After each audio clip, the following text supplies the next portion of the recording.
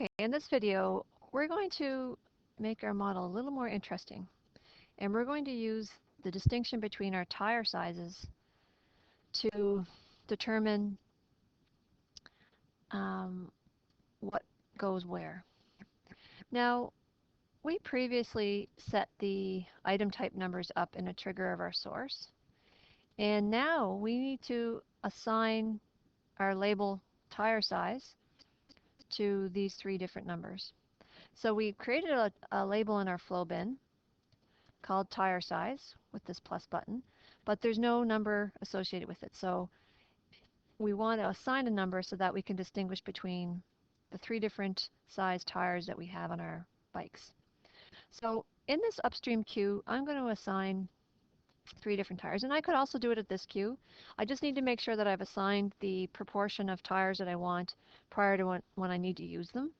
So I often will use my second queue to assign my first queue after the source to assign labels, because I usually like to track where I do things and I like to keep it consistent between every model.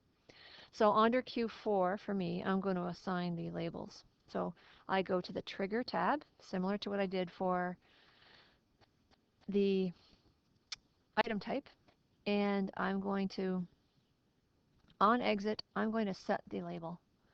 So I pick Set Label on the item, and I should see my tire size on here, and I want to set them proportionally. Apply OK, and reset run. Now when I see this, I should have a number associated with it. Yes.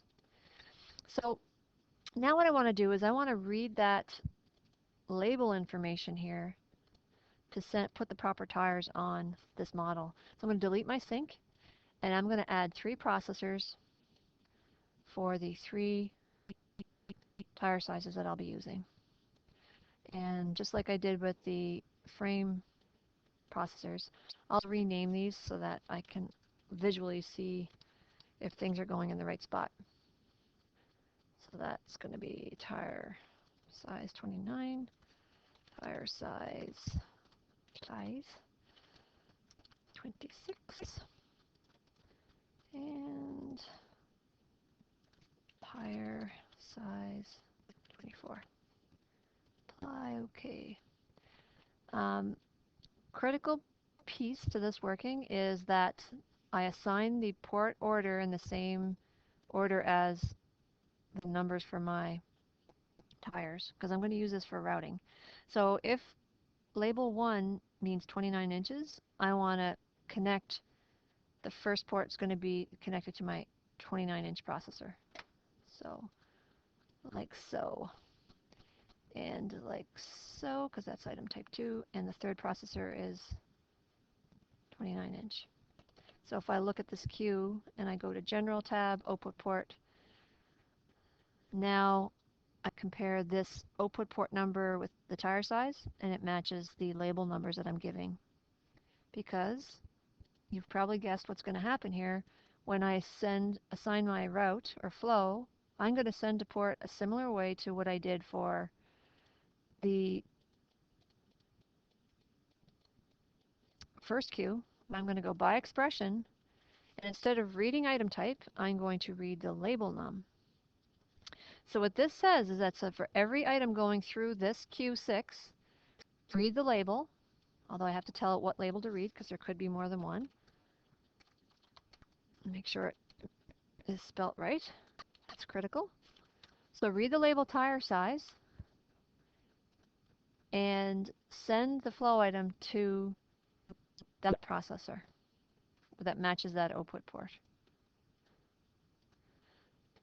Now I'll set up a queue after this so that these flow items have somewhere to go. So I'll go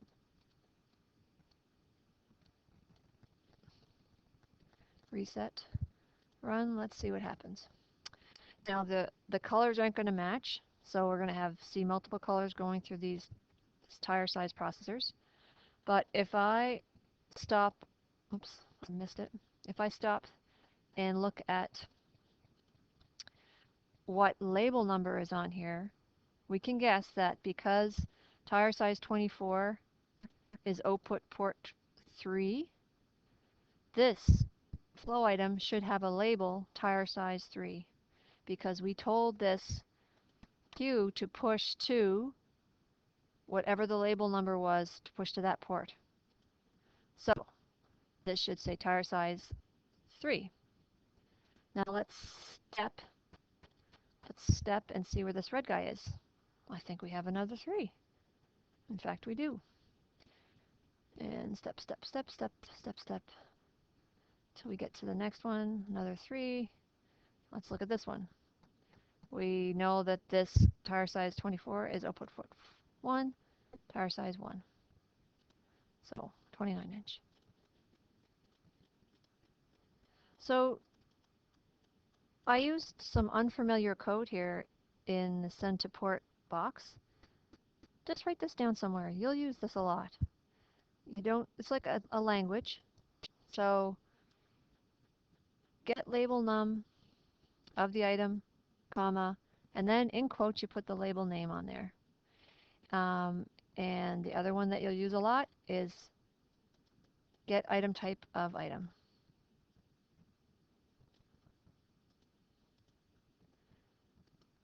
So even though they're unfamiliar, this is a piece of code that is basically equivalent. It's kind of translate this into a number. And you're going to use this a lot, so write that down for another time.